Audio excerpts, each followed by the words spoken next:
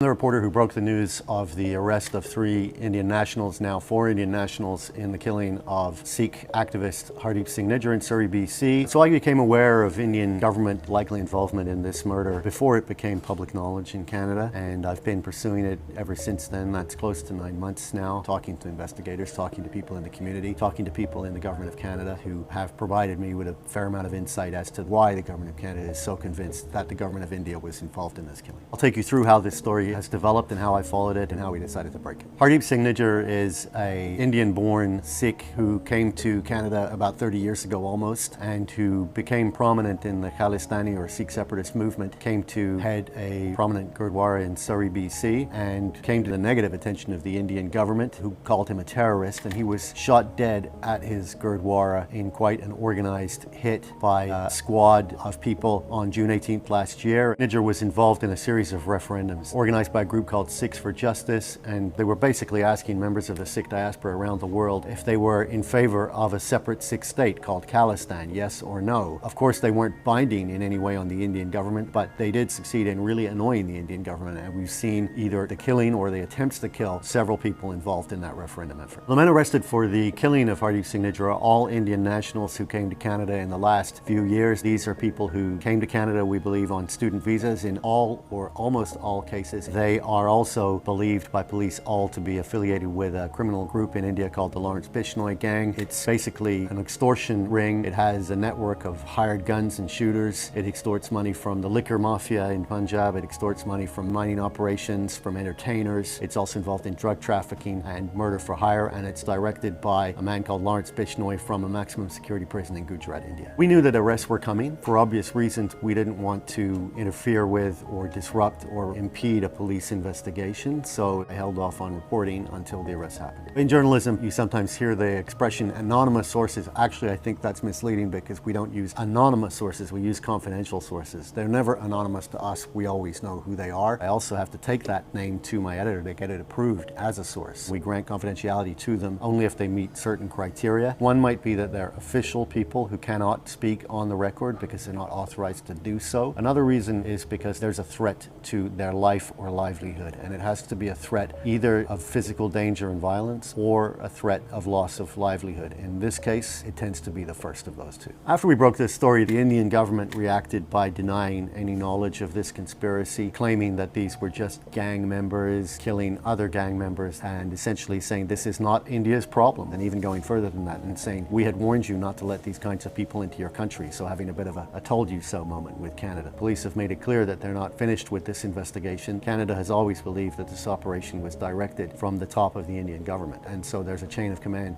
to be followed up on, and one can only assume that that's where the investigation will be going, is up that chain of command.